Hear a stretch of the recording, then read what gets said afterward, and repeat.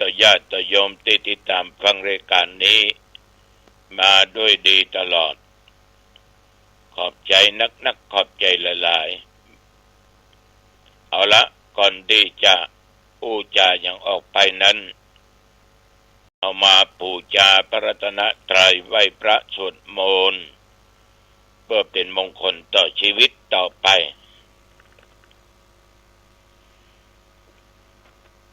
อรหังสัมมาสัมพุทโธภควาพระผู้มีพระภาคเจ้าเป็นพระอรหันต์ดับเพลิงกิเลสเพลิงทุกข์สิ้นเชิงตรัสรู้ชอบได้โดยพระองค์เองพุทธังภควันตังอภิวาเทมิข้าพเจ้าอภิวาทพระผู้มีพระภาคเจ้าผู้รู้ผู้ตื่นผู้เบิกบานกราบพระพุทธสวากขาโตภควตาธัมโมพระธรรมเป็นธรรมที่พระผู้มีพระภาคเจ้าตรัสไว้ดีแล้วธัมมังนัมสสามิข้าพเจ้านมัสการพระธรรมกราบพระธรรมสุปฏิปันโนภควโตสาวกสังโฆพระสงฆ์สาวกของพระผู้มีพระภาคเจ้าปฏิบัติดีแล้วสังฆังนัมมามิข้าพเจ้านอบน้อมพระสงฆ์กราบพระสงฆ์นะโมตัสสะภะคะวะโตอะระหะโตสัมมาสัมพุทธัสสะนะโมตัสสะภะคะวะโต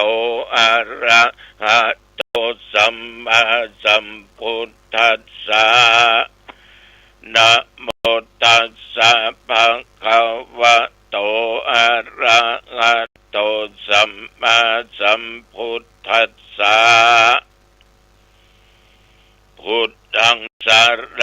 ณังคัจฉามิธัมมังสรณังคัจฉามิสังฆังสรณังคัจฉามิตุติยัมปิพุทธังสรณังคัจฉามิตุติยัมปิธัมมังสรณังคัจฉามิตุติยัมปิสังฆังสรณังคัจฉามิตติยัมปิพุทธังสรณังคัจฉามิตติยัมปิธัมมังสรณังคัจฉามิตติยัมปิสังฆังสรณังคัจฉามิอิติปิโสภะคะวะอะระหังสัมมาสัมพุทโธวิชชาจารณะสัมปันโนสุขโตโลกภิโธอนุตตโรปุริสธัมมัสสารถิสัทธาเทวมนุสสานังพุทโธภควาติยันตุนิมิตตังอวมังคลัญจาโยจะมานาปุสะกุณัสสะสัทโธปะปะคะโอโตโสปิตังอะกันตังพุทธานุภาเวนะวินาสเมนตุสัพพะคาโตภะคะวะตาธัมโม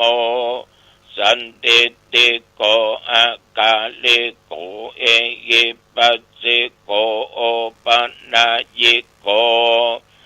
ปัจจัตตังเวทิตโพวินยูหิติ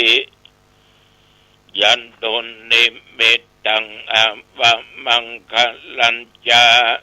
โยจามะนาโปสะโกนัสสะสัทโธปะปัคคะโหโตโสปินังอากันตังธัมมานุภาเวนะวินาสเมนตุ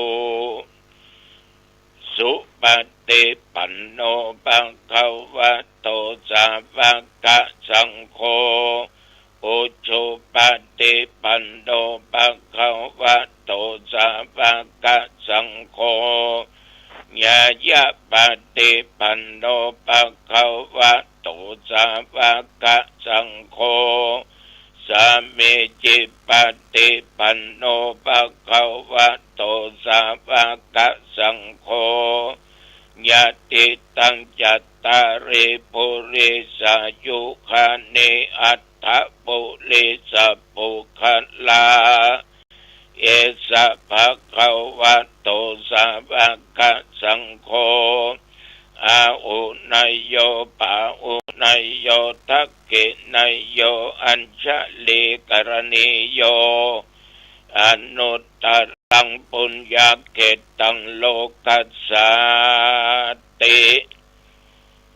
ยันโดนเนมิตังอาวะมังคะลัญจาโยจัมมานาโปสะกุณัสสะสัทโธปะปัคคะโหโตโสปินังอากันตังสังฆานุภาเวนะวินาสเมนตุวิปัสสิสนาบัตโตจักขุมันตัสสะสิริมาโต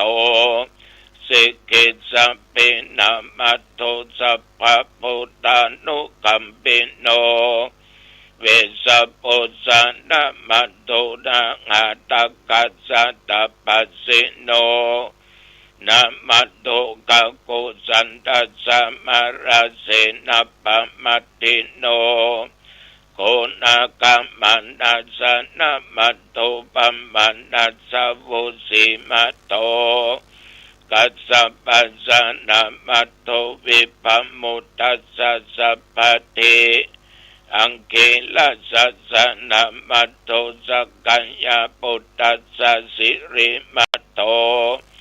โยอิมังธัมมะเตเสสิสัพพทุกขปันโนทันนังเยจะเป็นนิพุทธโลเกยะตาพุทธังวิปัสสิสุงเตชันนาอภิสุนามาอันตาเวตัสสารธาหิตังเดวมนุสสานังยังนัมมัสสันติโคตมังวิชาจารณะสัมปันนังมะอันตังวิตัสสารตังวิชาญาณสัมปันนังพุทธังวันตามะโคตัมมติยะโตอังภะกินีอลิยายาชาติยาชาโตนาปิชานามิสัญจิจาปานังชีวิตาโวโรเปตาเตนะสัจเจนะโสติเตโอตุโสติกัปปัสสะ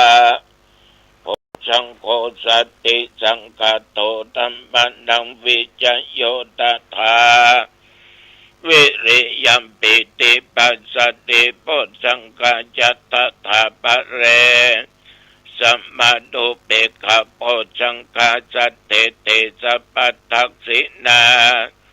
มุนินาสัมมาตาขาตาภาเวตาภาอุลิกตาสังวัตันติอภิญญายานิพพานายาจัพโพธิยาเอเตนะสัจจะวัจเจนะโสติเตโอตุสัพพทาเอกัสสมิงสัมมาเยนะโทมุกัลลานัญจกัสสปังคิลาเนตุกิเตติสวะโพชังเทสัตตะสัญเยติจัตตังอภินันติตวาโรคามุตเยงสุตังคะเนเอเตนะสัจจวัจเจนะโสติเตโอตุสัพพทาเอกทา าธัมมราชาปิเกลัญเยนะปิปิริโตจุนดาเตเรนะตัญเยวะปันนะเปตตวานาสัตตรังสัมมุติตวาจะอาปาตาตัมมาวุตาสิทานาโสเอเตนะสัจจวัชเชนะโสติเตโอโตสัพพทาปะเยนะเตจาอาปาตาตินันนัมปิมะเยสินังมัคคะอัตตกิเลสวะปัตตานุปัตติธัมมตังเอเตนะสัจจวัชเชนะโสติเตโอโตสัพพทาสกัดตัวพุทธรัตนังโอสัตตังอุตตมังวัลลังอิตังเดวะมนุสสานังพุทธเตเชนะโสตินานัสสันตุปัตตวะสัพเพทุกขาวุปัสสะเมนตุเตสกัดตัวธรรมรัตนังโอสัตตังอุตตมังวรังปะลิลังอุปัสสะมานังธรรมเตเชนะสุทินานัสสันตุปัตตวะสัพเพพยาอุปัสสะเมนตุเตสกัดตัวสังฆรัตนังโอสัตตังอุตตมังวรังอาหุนายังปะอุนายังสังฆเตเชนะสุทินานัสสันตุปัตตวะสัพเพโรกาวุปัสสะเมนตุเตนัตถิเมสรนังอัญญังพุทโธเมสรนังวรังเอเตนะสัจจวัชเชนะโหตุเตชะยะมังคลังนัตถิเมสรนังอัญญังธัมโมเมสรนังวรังเอเตนะสัจจวัชเชนะโหตุเตชะยะมังคลังนัตถิเมสรนังอัญญังสังโฆเมสรนังวรังเอเตนะสัจจวัชเชนะโหตุเตชะยะมังคลังอัตถิอุณัสสะวิจัยโยธัมโมโลเกอนุตตโรสัพพสัตตะอิตัตถยะตังตวงกันอายิเตปะเตปริวัชเชละจัตตันเตอมนุเสอิปะวะเกพยาเคนะเกวิเสปุเตอาคัลละมัลละเนนะวาสัพพสัมมามารานามุตตุตะเพตัวการะมาริตังตัสสะวะอนุภาเวนะโหตุเทโวสุขีสัทธาสุตาจิลังสัมมาตายะธัมมังสุจริตังจเรตัสสะวะอนุภาเวนะโหตุเทโวสุขีสัทธาลิขิตกินติตังปูชังทารานังวัจนังกรงปัลเลสังเดสันนังสุตวัตตัสสะอายุปวัตเตภวตุสัพพมังคลังรักขันตุสัพพเทวตาสัพพพุทธานุภาเวนะสัทธาโสติภวันตุเตภวตุสัพพมังคลังรักขันตุสัพพเทวตาสัพพธรรมานุภาเวนะสัทธาโสติภวันตุเตภวตุสัพพมังคลังรักขันตุสัพพเทวตาสัพพสังฆานุภาเวนะสัทธาโสติภวันตุเตโดยบทพุทธานุภาพธรรมานุภาพสังฆานุภาพบทสาธยายมนต์อันศักดิ์สิทธิ์โพชฌังคะปริตนั้นมีอานุภาพในการสร้างพลังจิตเสริมกำลังใจเข้มแข็งแก่ผู้ที่เจ็บไข้ได้ป่วยถ้าเราได้สวดทิยายเป็นประจำฟังเป็นประจำจะช่วยป้องกัน บรรเทาโรคภัยไข้เจ็บหายได้เช่นเดียวกันบทยันตุนิมิตตังสักกัตตัว ตลอดจนอุณสะวิจัยโยเป็นบทศักดิ์สิทธิ์มนต์คาถาต่างๆที่ข้าพเจ้าได้สาธยายมานี้จงเป็นพุทธานุภาพธรรมานุภาพสังฆานุภาพเป็นมนต์อันศักดิ์สิทธิ์กำจัดยังโรคาโรคภัยไข้เจ็บที่อย่างร้ายอย่างนักที่เกิดขึ้นในสรีระร่างกายของข้าพเจ้าโดยหมอยุกหมอยากินยาบายขอพุทธานุภาพธรรมานุภาพสังฆานุภาพมนต์คาถาต่างๆสิ่งที่เกิดมีแก่ข้าพเจ้าและญาติโยมท่านผู้ฟังถึงยิ่งใจขออันตรธานหายไปตั้งแต่บัดนี้ขอข้าพเจ้าและญาติโยมมีสุขภาพพลามัยกายใจอันแข็งแรงแม้นว่าเดินทางไปเหนือใต้ตกออกไกลใกล้ทุกสลอกทุกคลองขอแคล้วคลาดจากภัยอันตรายทั้งอุทกภัยอัคคีภัยวัฏภัยแม้แต่โลกกับภัยต่างๆอุปัฏฐวะกังวลอันตรายอุบัติเหตุภัยจงอย่าได้มาเกิดมาค้ำมากายแก่ข้าพเจ้าและญาติโยมเมื่อไปก็ให้มีชัยมีโชคเมื่อกลับมีโชคมีใจมีสติและปัญญาตั้งตัวตนอยู่ในความประมาทแม้นว่าจะทำการค้าขายให้ได้กำไรงามดีๆมั่งมีสีสุขให้เจริญในหน้าที่การงานอายุวันนะสุขะพละจงบังเกิดมีแก่ญาติแก่โยมท่านทั้งหลายไปจิมเตอกรมอุตุได้ประกาศบอกตักเตือนระวังภาคเหนือเฮาจะมีฝนมีลูกเก็บมีพายุฉะนั้นกันบดีกว่าแก้ถ้ามันแย่จะแก้ไขบัตันแต่ภัยธรรมชาติมันกันได้ยากกันได้อย่างเดียวคือว่าสิ่งไหน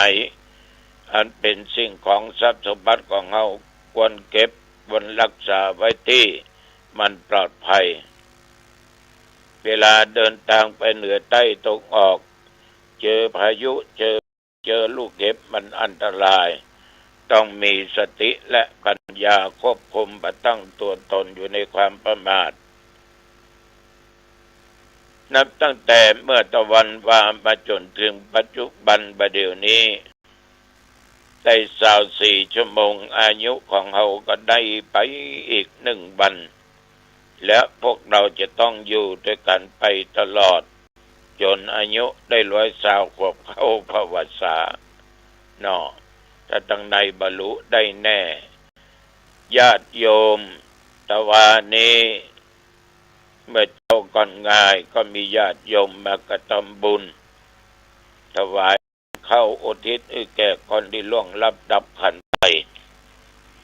ก่อนเพลก่อนเที่ยงนั้นก็ได้มีคุณโยมซึ่งเดินทางมาจากจังหวัดเชียงใหม่ก็ได้มากินมาทานมากระทำบุญบูชากันเทศกันธรรมที่ตุเจ้าน้องตองเทศออกอากาศทุกวันขอขอบใจนักเนื้อต่อแม่สุวรรณคำพาเลียดเนาะที่ได้บูชากันเทศกันธรรมจำนวน 3,000 กว่ากล่องบุญและนอกนั้นก็ต้องขออนุโมทนาต่อญาติต่อโยมที่เป็นแฟนรายการธรรมะว่าตอนเช้าว่าวันจันทร์วันอังคารนุโมทนาต่อคุณบุญสุขคำพาคุณพัทลินธัญญาภาคุณกินดาภาแสงทัพวุฒิคุณวรพจน์แสงทวีสินขอตุมาตัว นักที่ได้ไปร่วมบุญร่วมกุศลนอกนั้นก็ยังมีคุณยมที่ปากนามคือแม่ครูมลิวันคำพานายสหรัฐพิมบัตชลิโตกะหุดเนาะอันนี้เป็นจัดการไปหามีนาและนางศรีเบียงคำพาตลอดญาติก็ขอผลบุญกินบุญทานเหล่านี้จงไปรอดไปถึงไปตึงยังจิตวิญญาณของท่านเหล่านั้นโดยจิมขออนุโมทนาต่อแม่ขจรสุทธิพงศ์ได้ทำบุญทานไปหาพ่อข่าวแม่วรรณาตลอดจนคุณกำพูคุณกำพูวังบุญและคุณรุ่งการวังบุญและนางสาวสิริรัตน์บางงิ้วขอบใจนักที่ช่วยวัดช่วยวาทานไปหาพ่อแม่พี่น้องครูบาอาจารย์อันนี้มาจากบ้านแม่สานวังตองเนาะวังตองอำเภอเมืองดอกปูนขอบใจแม่กระจรอายุวันโนสุขังบัลลังก์ญาติโยมทั้งหลายฉันเพลแล้วแต่ว่าก็ไม่ได้ไปไหนตอนค่ำมาก็ไม่ไปไหนอยู่วัดอยู่วา พักผ่อนจนมาถึงปัจจุบันมาเดี๋ยวนี้ในชีวิตของคนเฮาทุกคนนั้นที่เกิดมาก็เคยอู้กันตลอดว่าเอาเกิดมามันก็แก่มันก็เจ็บมันก็ต้องจากกันไปเขาก็ควรที่จะหัดความตายไว้ก่อนเพราะความตายเนี่ยญาติโยมทุกคนหนีบ่พ้นหลีกบ่ได้เขาควรที่จะฝึกไว้ไม่ใช่ว่าไปกินยาไปแขวนคอไปฆ่าตัวตายมันเช่นเขาเกิดมาเขามันต้องตายเป็นสิ่งที่เป็นคุณเป็นประโยชน์อย่างยิ่งแม้เขาใส่ใจในความหูนี้ได้เท่าที่ควรได้เท่าใดเขาก็สามารถนำเกิดคุณเกิดประโยชน์แก่ตัวเองได้อย่างมหาศาลบ่มีคุณบ่มีประโยชน์ใดอาจเปรียบปานได้เพื่อเสริมส่งความบังเกิดคุณประโยชน์อันยิ่งใหญ่แก่ตัวเองญาติโยมนอกจากแก่ตัวเองแล้วก็แก่ส่วนรวมแถมนักปราชญ์ทางพุทธศาสนาทั้งหลายผู้หูทั้งหลายเพิ่นได้สอนให้หัดตายก่อนถึงเวลาตายจริงสอนให้หัดตายไว้เสมออย่างน้อยก็ควรวันละ1 ครั้งละสักกี่นาทีก็ได้เป็นอย่างน้อยผู้มีปัญญาท่านถึงสอนเร่งอบรมมรณสติคือนึกถึงความตายเพราะชีวิตคนเราจะต้องตายเมื่อเรานึกถึงความตายเนี่ยญาติโยมเราจะไม่ได้ตั้งตัวตั้งตนอยู่ในความประมาทเราจะได้รีบสร้างคุณงามความดีที่จะเป็นผลเมื่อเราตายจากโลกนี้ไปสู่โลกหน้าผลในความดีนั้นผลในภพนี้ผมภพหน้าต่อไปอย่างน้อยถ้าพิจารณาถึงความตายก็ปล่อยใจจากสิ่งทั้งหลายได้ก่อนที่จะถูกความตายมาบังคับเขาก็ปล่อยสิ่งที่ปล่อยนั่นคือกิเลสเนี่ยญาติโยมตัณหาก็ดีความโลภความโกรธความหลงเหล่านี้มันทำจิตใจเอาเศร้าหมองมัวหมองตัณหาก็ความดิ้นรนทะยานอยากได้นั้นอยากได้นี้อุปทานความยึดมั่นถือมั่นนั่นก็ของกูอันนี้ก็ของกูผัวกูเมียกูลูกกูญาติกูสวนลำไยของกูบ้านกูที่ดินกูเงินทองกู